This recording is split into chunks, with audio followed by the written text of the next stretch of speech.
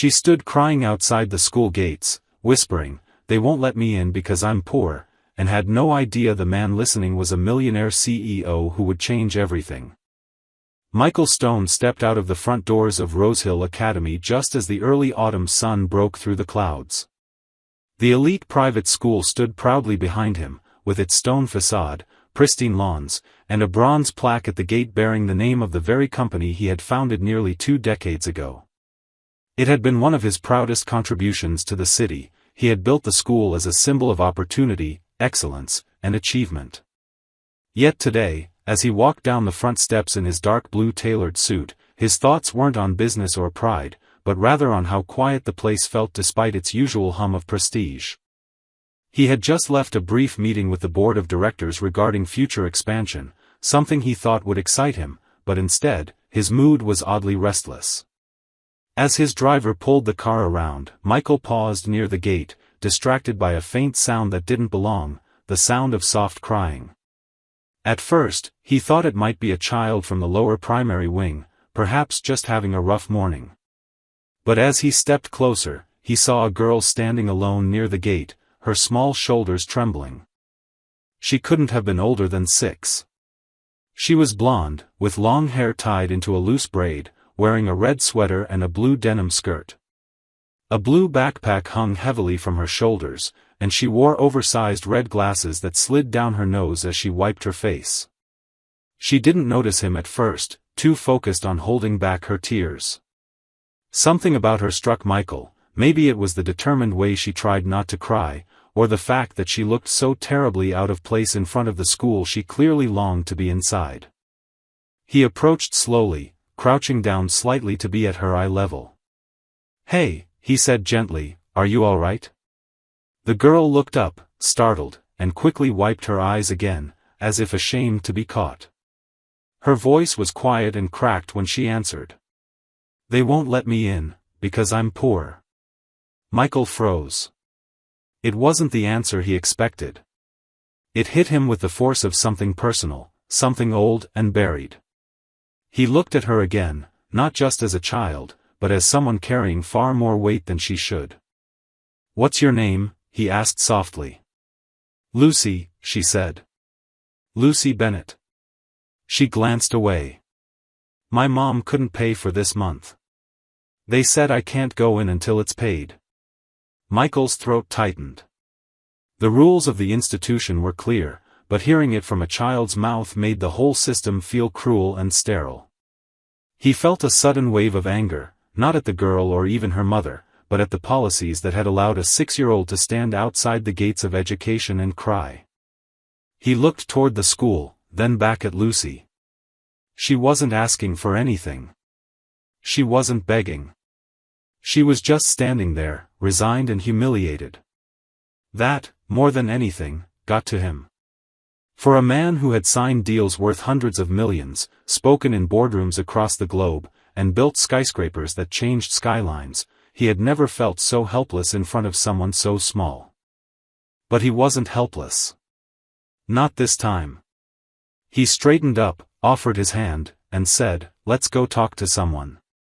No one should be turned away from school, Lucy. Not ever." She hesitated, then slowly reached for his hand. As her fingers wrapped around his, Michael Stone knew his day had just changed course, and possibly, so had his life. Inside the school's main office, everything was polished, quiet, and professional. The administrative secretary looked up from her desk as Michael walked in with Lucy by his side. Her face immediately shifted when she recognized him, not just a visitor, but the man whose company's name was etched onto the foundation plaque. Michael gave a polite nod, but his expression was serious. "I need to speak with the principal," he said calmly. The secretary stood up instantly, a bit flustered, and gestured toward the hallway. "Of course, Mr. Stone. He's just down the corridor in his office." As they waited outside the principal's door, Michael looked down at Lucy, who now stood much closer to him than before. She was quiet, but he could feel the nervous energy radiating off her. She clutched the strap of her backpack with both hands, as though afraid someone might take it or tell her to leave again. Her glasses had slid down again, and Michael instinctively reached over and adjusted them gently. "You did nothing wrong," he told her. "Don't let them make you feel like you don't belong here." When the principal finally came out and saw Michael standing there, his expression shifted into a welcoming smile, though it was clear he hadn't expected this unannounced visit. "Mr. Stone, what an unexpected pleasure," he said, shaking his hand. "What brings you?" But Michael cut him off with a measured tone. "This is Lucy Bennett. She was turned away at the gate this morning." The principal blinked, looking down at Lucy, then back at Michael. "Yes, well, her tuition payment was missed. As you know, our policies." "I know your policies," Michael interrupted, his voice still even but colder now. "I also know that a 6-year-old should not be standing outside crying because her mother couldn't make a payment on time." The principal fumbled, clearly unsure how to handle the situation. "We have payment plans available for struggling families, but the parent needs to file the correct paperwork in." "She did," Michael said firmly. "But bureaucracy doesn't wipe tears off a child's face." There was a pause, the air in the room tight. Lucy shifted uncomfortably, and Michael noticed. He took a deep breath and softened his tone. "Look, I understand you have rules. I built this school because I believed in opportunity. Not just for those who can afford it, but for those who deserve it. And she does." The principal gave a small nod, not exactly agreeing, but sensing the discussion was not one he could win. "I'll make sure she's enrolled for the day," he said finally. "But long-term support would need a formal arrangement." Michael nodded. "She'll be covered. And not just her." He glanced back toward the front office. "I want to see a list of every child on the brink of being expelled for non-payment. We're going to fix this." Lucy looked up at him then, wide-eyed. She hadn't fully understood everything that was said, but she understood that something important had just shifted. Michael leaned down and smiled gently. "You're going to class now. Do you know where your room is?" She nodded slowly, and he walked her to the hallway where a staff member was waiting to escort her. Just before she turned the corner, she looked back and whispered, "Thank you." Michael felt something stir in his chest, a mix of pride, protectiveness, and something else he hadn't quite named yet. After she left, he stepped back into the office and asked to see the school's tuition policy in full. The secretary handed him a folder, and he sat down to read through it in silence. For years he had contributed to education with his money, his name, and his reputation, but this was different. This wasn't about legacy. It was about doing the right thing when no one else was watching. It was about making sure that a little girl like Lucy never had to stand outside the gates of opportunity again, feeling less than the rest. He spent the next hour setting up a plan, a fund not just for Lucy, but for others like her. Quiet, invisible kids who slipped through the cracks while the world focused on scores and uniforms. By the time he left the building, he had authorized an emergency scholarship fund, named it anonymously, and instructed the school to ensure that no child was turned away again due to temporary financial hardship. He didn't want credit. He wanted change. As his car pulled away from the school, Michael looked out the window, not at the buildings or the polished signs, but at the gate, still standing tall and proud. Only now, he didn't just see stone and metal. He saw a place that had failed Lucy for a moment, and then, perhaps, had been given a second chance. Just like he had. Later that afternoon, Michael sat alone in his office on the top floor of Stone Enterprises, surrounded by polished glass walls and views of the city skyline. Normally, the stillness would have brought him peace, a brief moment to reflect between meetings and decisions, but today, it felt strangely heavy. He couldn't stop thinking about Lucy. Her small voice, her oversized glasses, the way her words cracked when she said she was poor. The image of her standing outside the gate, eyes red and cheeks blotchy, had taken up residence in his mind, refusing to leave.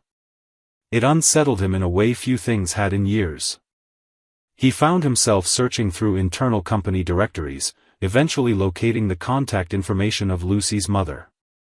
He hesitated before dialing, unsure of how this might be received. It wasn't business protocol. It was personal, impulsive even. But something told him that ignoring it would be the greater mistake. After a few rings, a soft, tired voice answered. "Hello?" Michael introduced himself carefully, explaining who he was, how he had met Lucy that morning, and what had happened since. There was a long silence on the other end before the woman spoke again. "I'm sorry if she bothered you," she said quickly. "She shouldn't have gone alone. I had to be at work, and I didn't think they would turn her away." Her voice cracked. Michael told her she hadn't bothered him at all. In fact, she had done something most adults couldn't, she had moved him to action. He asked if they could meet.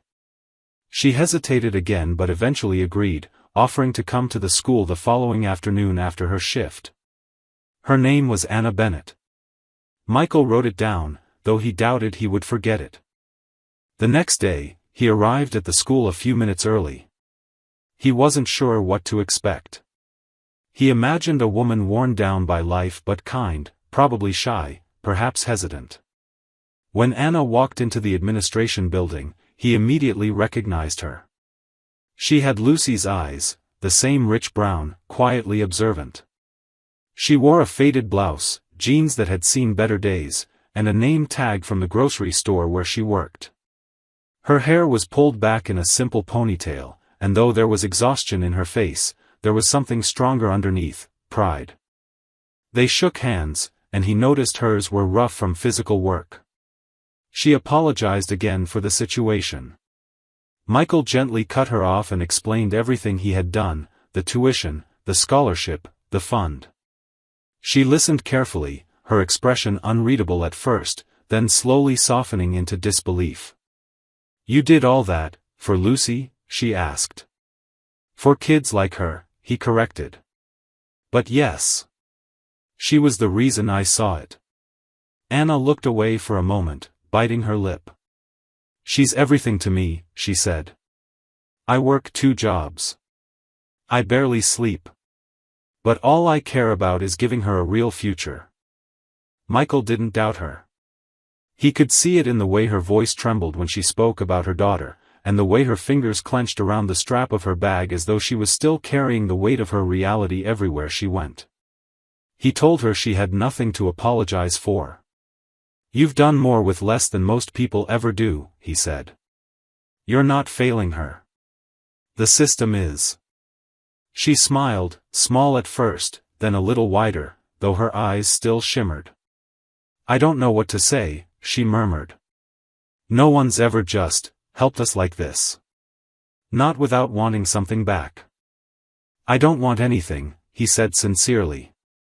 "But maybe we could talk again sometime. I'd like to stay involved." She nodded slowly. "If you're sure." As she left, Michael watched her walk down the hallway, her shoulders straighter than when she arrived. For the first time in a long while, he felt something he hadn't allowed himself to feel for years, hope that didn't come from a profit margin or a stock increase, but from the simple act of doing what was right. He didn't know exactly where this would lead, but he knew one thing for certain: his life had intersected with something real. And he wasn't ready to let go of that just yet. The following week passed with an unexpected shift in Michael's routine. Between board meetings, business calls, and construction site reviews, he found himself repeatedly glancing at his phone, checking for updates from the school or wondering if he should reach out to Anna. Something about her voice lingered in his mind, the quiet strength beneath exhaustion, the way she said, "She's everything to me." It had been a long time since he'd thought about anyone's world outside his own, but now, it was hard to focus on anything else. By Friday, Michael arranged a visit to the school under the pretense of reviewing some new architectural upgrades, though in truth he wanted an excuse to see Lucy again. When he arrived, the head of administration greeted him warmly and offered to walk him around. As they passed the lower school playground, Michael's eyes immediately found Lucy. She was sitting on the edge of the sandbox, building something with careful attention, her red glasses slipping a little. She looked up and saw him, her face lighting up with recognition. She waved shyly, and he smiled, waving back. Something in her expression, so trusting and sincere, hit him hard in the chest.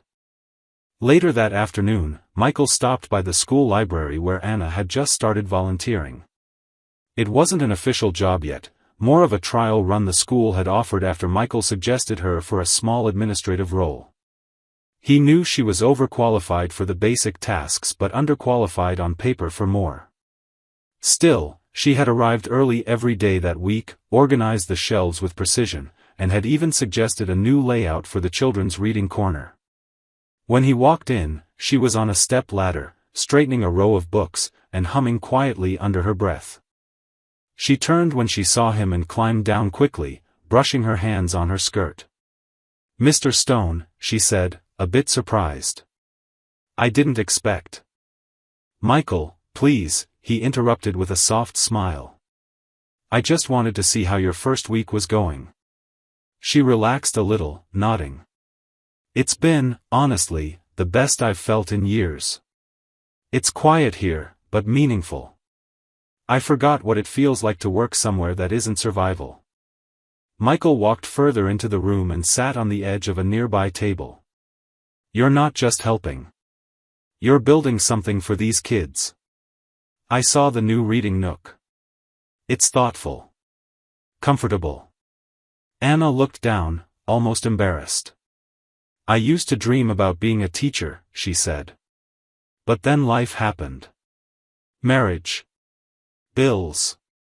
A baby. And when my husband passed, all of that just faded into keeping the lights on." He was quiet for a moment, hearing more in her silence than in her words. "You haven't lost that dream," he said eventually. "You've just been too busy carrying everyone else to see where it could still fit." She looked at him, startled, as though no one had ever said that out loud before. And perhaps they hadn't. They talked for almost an hour, about books, about parenting, about regrets and what-ifs. Michael told her about his own past, things most people didn't know, how his father worked 3 jobs and how his mother cleaned houses just to pay for his first year of college. He admitted that somewhere along the way, he had traded passion for power. Anna listened carefully, not judging, just absorbing. As the sun dipped lower outside, casting golden light through the tall windows, the conversation grew lighter. They laughed, shared favorite novels, and even discovered a mutual love for old jazz records. When Michael finally stood to leave, he hesitated. "I'm not sure what's happening here," he said quietly, "but I know it's something I don't want to rush or ruin." Anna looked at him for a long moment, then nodded slowly. "Neither do I." When he stepped outside, the air felt different. Not lighter, not heavier, just full of something new. Possibility. It wasn't the same satisfaction he got from closing a deal or approving a project. It was something more uncertain, more human.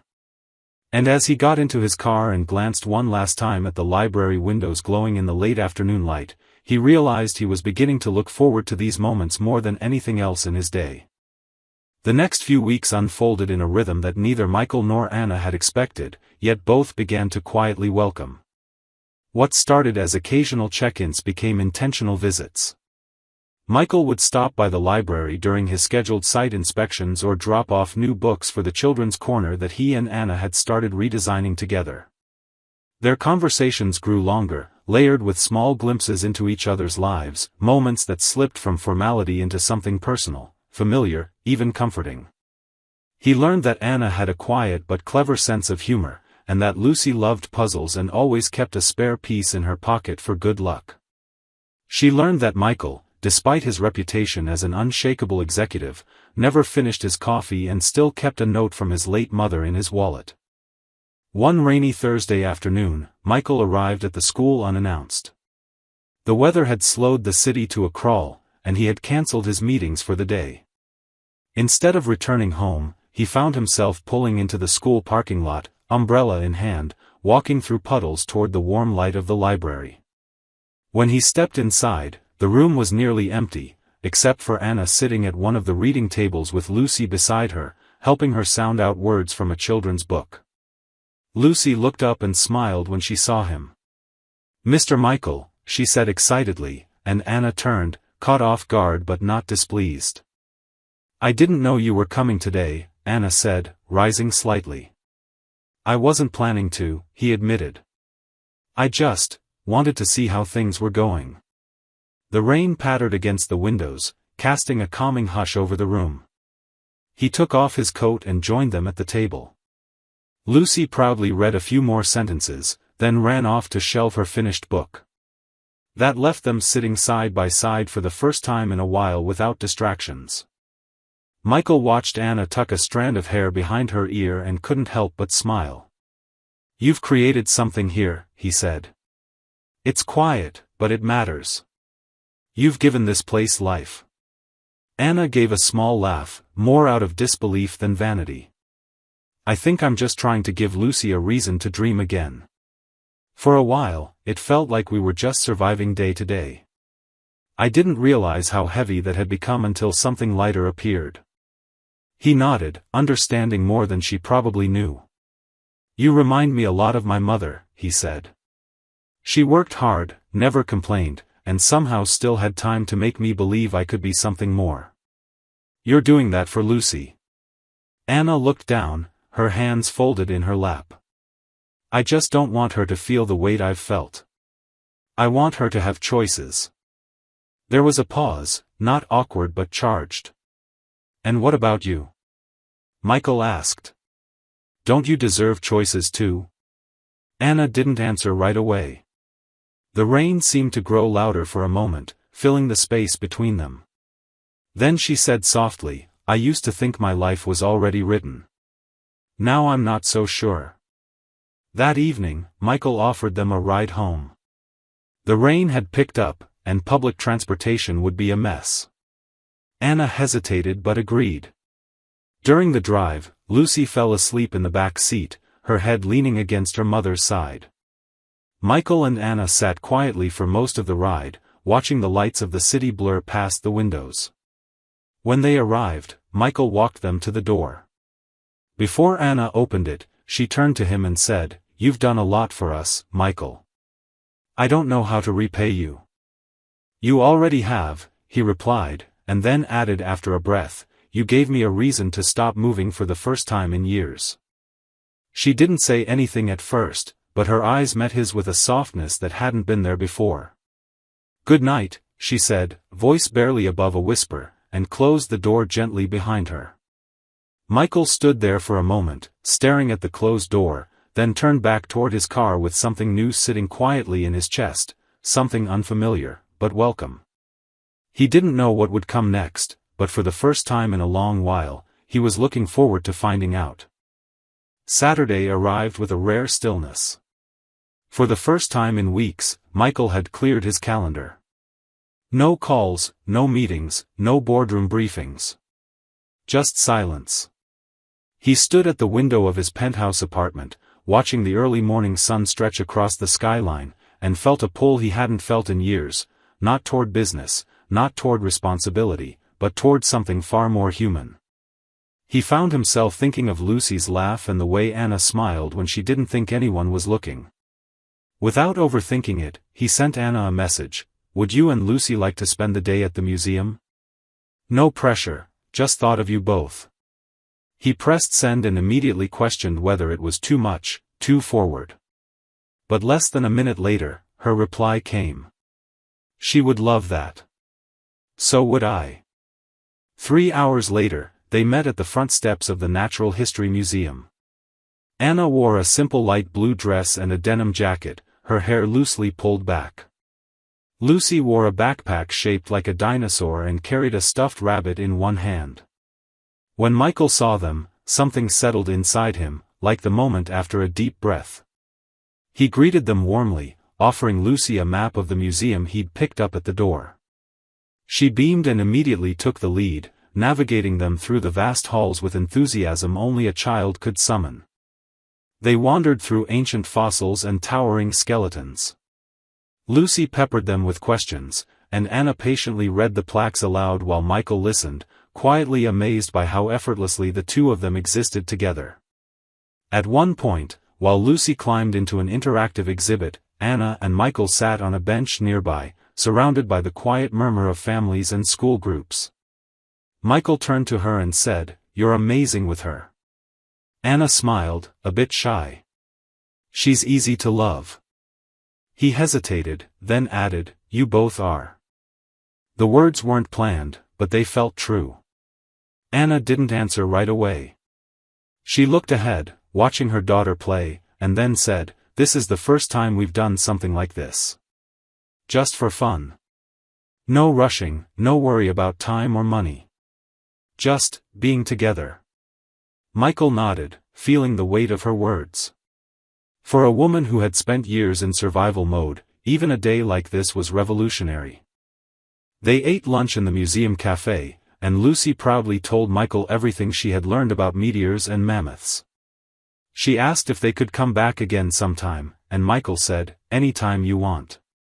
On the way out, he bought her a small keychain shaped like a trilobite. She clutched it like treasure.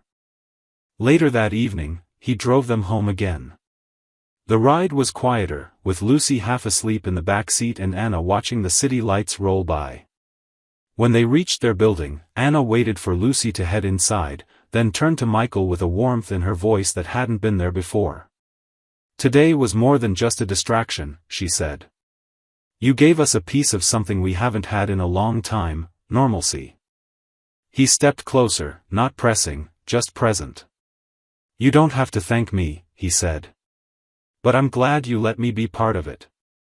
They stood there for a moment longer, both knowing that what they were building, whatever it was no longer just kindness or obligation. It was something softer, slower, more real. Something beginning. She leaned up gently and kissed his cheek. It wasn't dramatic, wasn't rushed. Just honest. "Good night, Michael," she said. And for the first time in years, Michael walked back to his car feeling like he was going home, even if his apartment was still across town. Something in him had shifted. He wasn't just helping them anymore. He was becoming part of them. The weeks that followed settled into a quiet, beautiful rhythm that felt almost too delicate to name. What had started as spontaneous moments of kindness had become something deeper and more intentional. Michael began to carve out time in his schedule specifically for Lucy and Anna. He would join them for weekend walks in the park, help Lucy with her school projects, and occasionally bring takeout to their apartment when Anna had long shifts. He never made grand gestures, never flaunted his wealth. Instead, he became someone they could depend on. For a man who had spent most of his life surrounded by executives and luxury, learning how to simply show up meant more than any of his corporate wins. One Sunday afternoon, they were all at the community garden a few blocks from Anna's building. Lucy was running between flower beds with a watering can, her giggles echoing through the late spring air.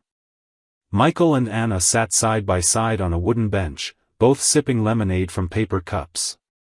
The garden was quiet, with only a few neighbors tending to their vegetables. Sunlight filtered through the leaves above them, casting shifting patterns on the ground. Anna looked over at Michael and smiled. "You're good with her," she said softly. "Like, really good." Michael shrugged, almost embarrassed. "I never thought I'd be good with kids. I've spent most of my life in meetings. I guess it just never came up." Anna laughed gently. "You'd be surprised how natural you are. Lucy loves you. She talks about you all the time, you know. Draws pictures of the three of us together and tapes them on the fridge." Michael looked away for a moment, not wanting to show how deeply those words touched him. "I never imagined this," he said after a pause. "I've had everything money could buy. But this is something else."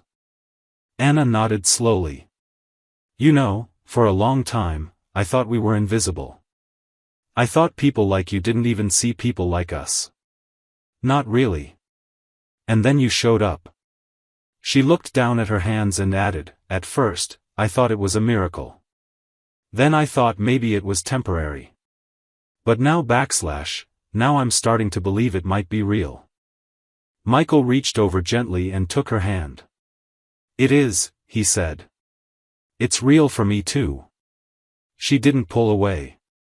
Instead, she intertwined her fingers with his, and they sat in silence, connected not by drama or desperation but by something steadier, trust. That night, after walking them home and saying goodnight to Lucy, who had fallen asleep on the couch with her bunny in her arms, Anna stepped out into the hallway with Michael. The building was quiet, the kind of quiet that only comes after children have gone to bed and the world begins to breathe slower. She leaned against the doorway and looked at him with an expression that was no longer uncertain. "You've changed everything," she said. "Not just our situation, me. I forgot what it felt like to look forward to tomorrow." Michael stepped closer. "I don't want to go back to the way my life was before I met you too. I didn't realize how lonely it was until you both gave it color." She smiled, and for the first time, it wasn't guarded or cautious. It was open. Full of belief. He leaned in slowly, giving her time to stop him if she wanted, but she didn't. Their kiss was soft and unhurried, built not on impulse but on every small moment they had shared, the late-night talks, the laughter, the silences, the trust. When they pulled apart, they both knew nothing needed to be said. Something had shifted between them for good. That night, Michael didn't return to his apartment right away.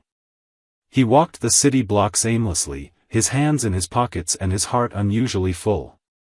He had always been a man driven by numbers, deadlines, and deals, but now, for the first time, he was driven by something immeasurable. He didn't know exactly what the future would look like, but he knew who he wanted in it. And that was more clarity than he had ever found in any boardroom. Summer came in quietly, with long golden evenings and the sound of children laughing in open windows.